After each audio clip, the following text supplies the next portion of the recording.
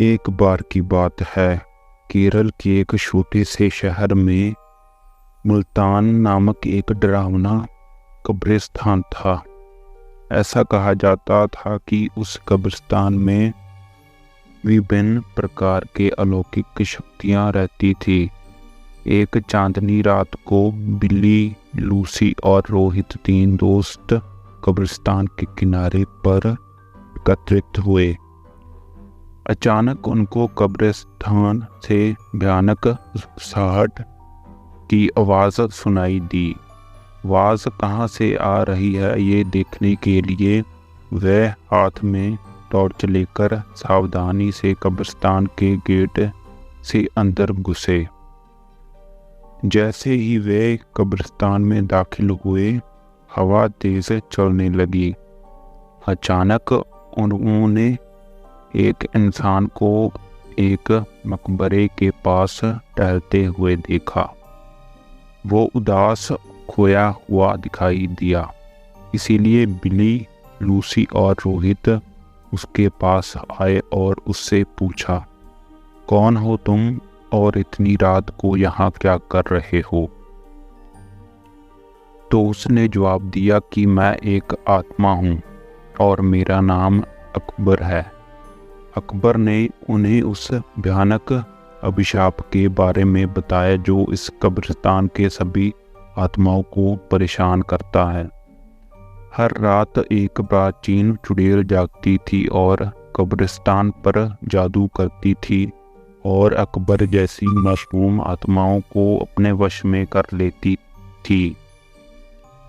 अभिशाप को तोड़ने का एकमात्र तरीका कब्रिस्तान की पीछे जंगल में एक पेड़ के नीचे छिपी हुई मंत्र पुस्तिका को ढूंढना और आधी रात से पहले उसे नष्ट करना था। जादुई पुस्तक को ढूंढने की दृढ़ संकल्प लेकर बहादुर तिकड़ी अपने मिशन पर निकल पड़ी। उन्होंने अंधेरे में मकबरों के बीच रास्ता खोजा जंगल में जाने के लिए, और इस बात का ध्यान रखा कि आराम करने वाली आत्माओं को परेशान ना किया जाए। रास्ते में उन्हें बोनस नामक एक शरारती छोटे कंकाल का सामना करना पड़ा, जो उन्हें जादू की किताब खोजने में मदद करने के लिए तैयार हो गया।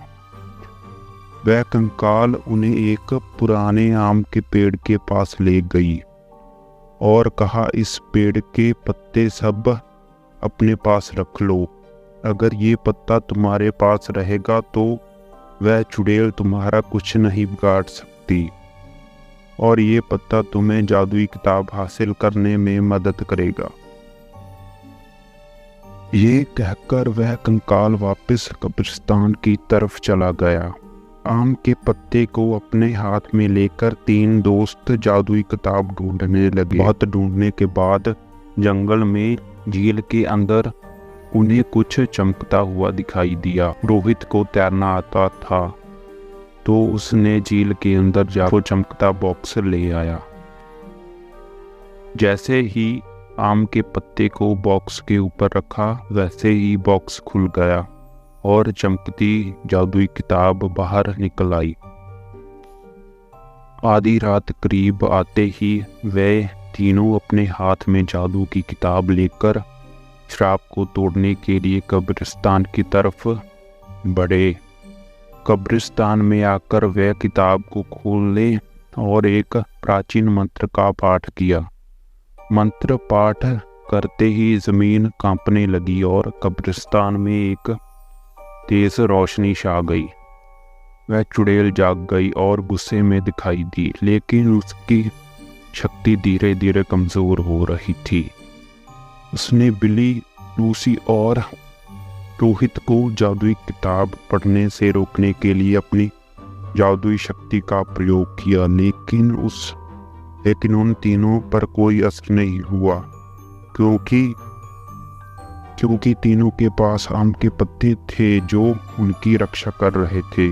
धीरे धीरे चुड़ैल की सारी शक्ति खत्म हो गई और चुड़ैल भस्म हो गई।